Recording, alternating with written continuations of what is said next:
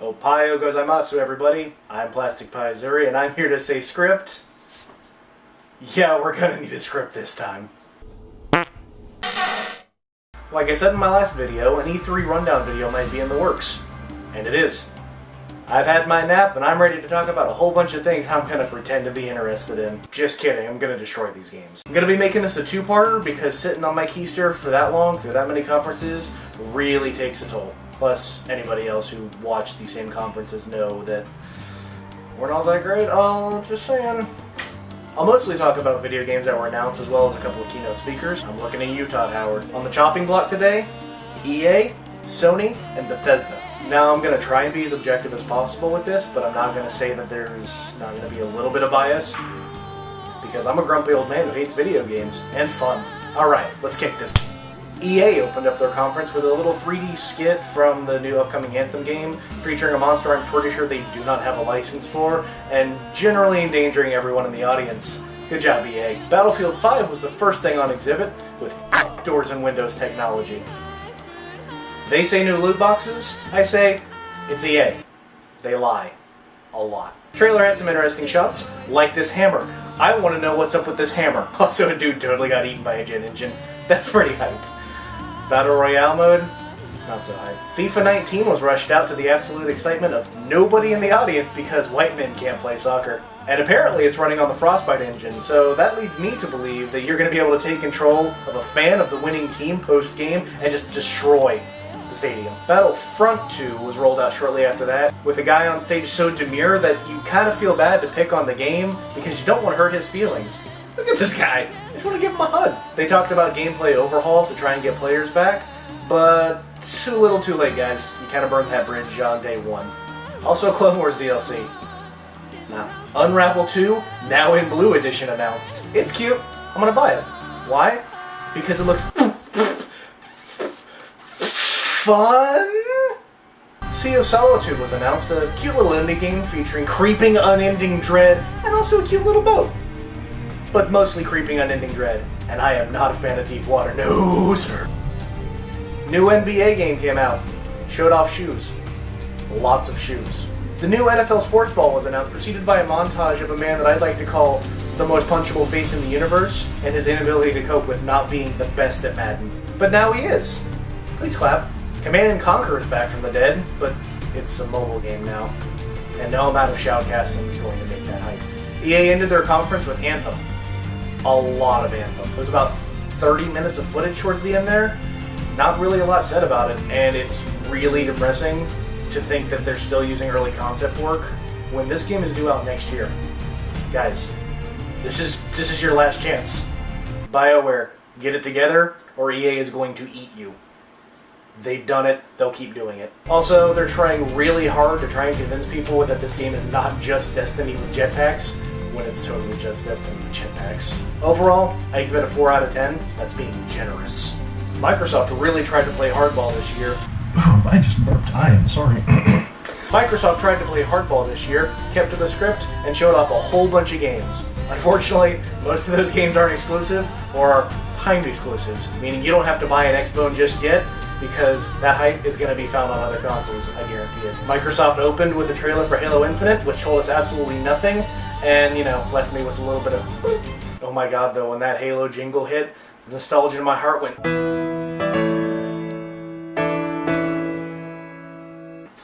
God, I miss the Halo trilogy so much. Please come back. Ori 2 showcased. It's pretty. I like it. I'm gonna get it. Sekiro Shadows Die Twice was showcased. Looks like a merge of Tenchu and Dark Souls, so you might as well call me Jacob because I really want to get to know this baby. Also, it's being directed by Hidetaka Miyazaki, the Dark Souls guy. So yeah, I'm all over this one. Not exclusive. Todd Howard came out on stage, no doubt enticed by the sheer amount of money sitting in everybody's wallets. He revealed Fallout 76, a game purported to be 4 times the size of Fallout 4, which means 4 times as much to not do. Apparently, I'm going to get this right eventually. Apparently, it's supposed to be a prequel to all the other Fallout games, set in 2076 West Virginia, and not present-day suburb Cleveland like I thought it was from the screenshot. Also, not exclusive. Don't Nod's Life is Strange in-universe spin-off Captain Spear was also showcased, and is apparently going to be free on all consoles. So if you like Life is Strange, grab it. Crackdown 3, aka Terry Crews gets to Crackdown 3, aka Terry Crews gets paid to yell at you for a little while, was showcased. From what I've seen, it still doesn't look like they know the direction they want to take this series in, and tonally it feels a lot more like Saints Row than anything else. At least it's an exclusive, though. Nier Automata looks like it's finally getting a showcase on the Xbone. I'm not mad, because Nier Automata was my favorite game of 2017, for very mature reasons, I assure you, and I'm not going to be complaining about anybody having more access to this game. The movie. Metro Exodus is finally getting some airtime. It looks like to be about 200% more cheeky and breaky. I love post-war Russia, I love Shkiabliap, and I'm definitely going to be looking at this one. Microsoft then rolled out Kingdom Hearts? Really? Guys, I know you're excited to finally get a taste of the terrible fanfiction pie, but I think you may have paid a little bit too much for this one, just being honest. Also Frozen! Also, aren't you dead? And you? And you? Please don't spam me with story material, because I really do not care about Kingdom Hearts. I'm sorry. Also, not exclusive. Sea of Thieves came out next. What a step down hype-wise. New DLC announced down the road. Sea, body of water. Have fun and remember to lace your drug. Have fun and remember to... Have fun and remember to... Have fun and remember to lace your grog with extra lime. Battlefield 5 was dragged out next with about 90% reused trailer footage from the EA conference. I'm not going to complain though, because I'm lazy and that means easy reuse for me. Not exclusive. Forza Horizon 4 sputtered right out the gate to absolutely no applause from the audience, and just featured a whole bunch of overpriced cars breaking old walls and generally being all over England. I mean seriously, who's going to get hype over a McLaren racing a tractor? Exclusive to Xbone, and also Windows. Please clap. We Happy Few made its 5th E3 showcase. I've been excited for this game ever since Wooly over at Super Best Friends Play got his hands on it at PAX however many years ago, but I'm honestly tired of waiting at this point, guys, so put up or shut up. PUBG, baby! Now with another map, and a game mode, and it's still early access. Also not exclusive. Surprisingly, we're getting a Tom Clancy's The Division 2. Didn't they just make the first one serviceable enough for everybody to finally enjoy? And boy, that was way too long of a totally real demo. Guys, I think you need to understand that us gamers know if these guys aren't mentioning the promiscuity of one another's mothers, we know it's scripted. Also, we're getting a Tales of Vesperia remaster. That's cool. I like anime. I like anime titties. I'm gonna get it. Lara Croft showed that she can once again shrink a bust size with every new release. The trailer for her new game, Shadow of the Tomb Raider, had a lot of really cool cinematography and was aping off Kojima super hard because there was a lot of mirroring. What the hell is going on in this shot? Might be cool. We'll wait to find out. Also, not exclusive. Microsoft apparently missed the memo that skating games are dead and tried to roll out... Session? Whatever. Exclusive. Have fun. Black Desert is finally getting a console release, and that's always cool for me, because I'd like to see it get more of a market outside of the people who want to like anime but pretend they don't like anime audience on the PC. We'll see how this goes. Good God, Microsoft almost got me with that DMC5 trailer. Really goes to show that if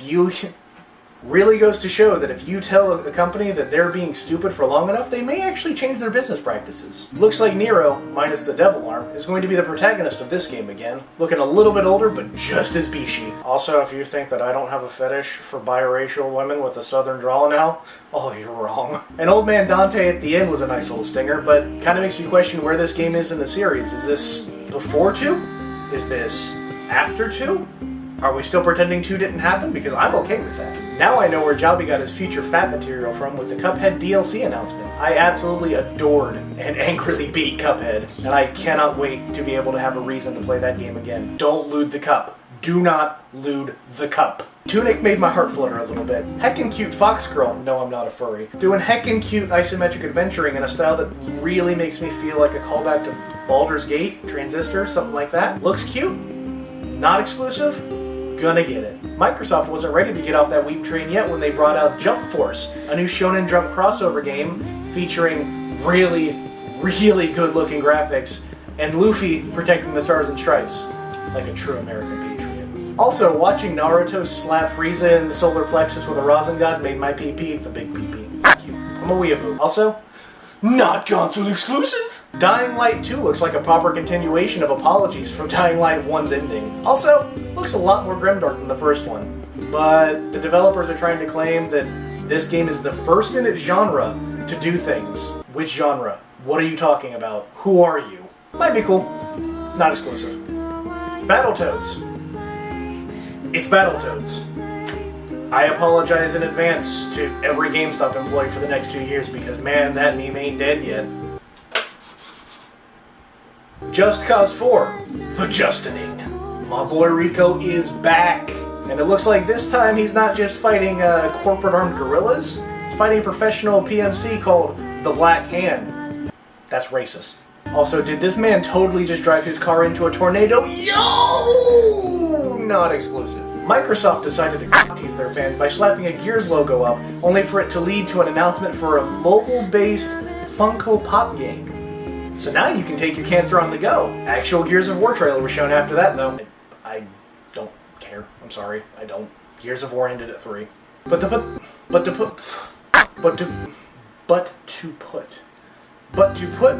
to put the most delicious looking cherry on top of a great value pie, Microsoft decided to end their conference with a trailer for CD Projekt Red's new game, Cyberpunk 2077. Looks amazing, with a current release date of it'll be out when it's out. So, unless you guys give me a timetable for hype, I can wait. Also, it's not exclusive. Overall, it's nice to see a conference that's focused primarily on video games, but the fact that most of these games weren't exclusives, and the games that are exclusive to the Xbone were kind of just shuffled in with everything, really diluted the hype factor for those games. If you're a Microsoft fan, I'd give it a 7 out of 10. Otherwise, a 6 out of 10, maybe. Now, I'd love to say I was excited about the Bethesda conference, but I'm not. Bethesda has broken my heart one too many times by either systematically destroying franchises that they've picked up, or running their own franchises into the ground so much that calling them kid-friendly is an insult to children. Now, Bethesda tried to hype up the crowd for what I can only assume is the #1 sequel that nobody asked for by bringing out the hype master himself, Andrew WK. This somehow created a room entirely of anti-hype. It leads me to believe that Bethesdrones don't know what fun is. Look at this guy's face! Kinda says everything. I will say, Rage 2 looks really good. It looks a lot better than the first one. I don't care about Rage. I don't.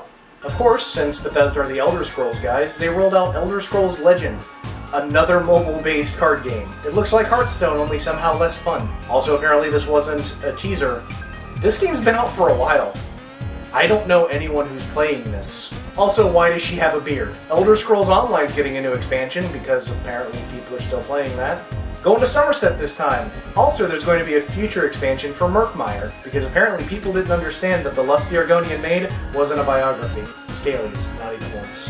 Bethesda did manage to get my attention, though, with the announcement of a sequel to the hypest game of 2016. I am so ready for Doom Eternal. Also, it sounds like they got Mick Gordon, the guy who did the Doom 2016 music, as well as Killer Instinct Season 1 and 2, to come back for music on this one. I cannot wait to lose myself in the dirtiest bass ever. Quake Champions is apparently still a thing.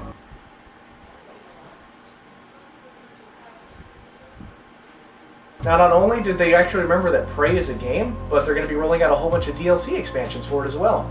Nice to see a single-player game get some love a year after release. They announced Game Mode Survival and New Game Plus, as well as a couple of DLCs coming out. Moon Crash and a new thing called Typhon Hunter. Bethesda really likes punching Nazis. Please clap for punching Nazis. Wolfenstein 2 is coming to the Switch. That's cool. Also, apparently we're getting a game later this year that may be a sequel, may be an in-game tie-in to Wolfenstein 2, but it's a 2-player co-op featuring BJ Blazkowicz's twin daughters. BJ, you got it hot. Todd Howard once again graced the peasants with his presence. He proceeded to joke about how funny it is that his games are so buggy, as if that's funny that his games are buggy. He also joked about putting Skyrim on Alexa, which is actually funny and apparently real. God help us all. Fallout 76 obviously got more love. Still a prequel. Also, apparently Fallout 76 is going to be online, though you can play it solo. However, the way they're pitching it makes it seem like it'll be a lot like playing Destiny solo, empty and unfulfilling. But you can nuke your neighbors. That's cool. Also, the camp system makes me feel kinda like Fallout 4 was just a giant beta test for this game. Elder Scrolls Blades. Elder Scrolls mobile game. My wife will love it. Bethesda then tried to get the crowd hyped for a brand new IP. They were not hyped. I'd like to proudly announce Lens Flare! I mean, Starpoint. Yes, absolutely no information was given about this game, but hey, it's in space, I think!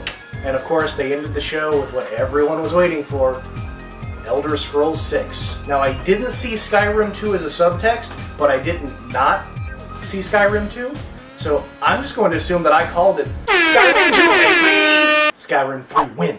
All in all, Bethesda fans are happy, but they also hate fun. If you're a fan of Bethesda, I'd give it a 6 out of 10. For everybody else, a 5. Well, I've got a lot more to say, and a lot more that you're not going to agree with. But until next time, I'm Plastic Paizuri. I hope it was as good for you as it was for me, and I'll see you on E3 Rundown 2 on this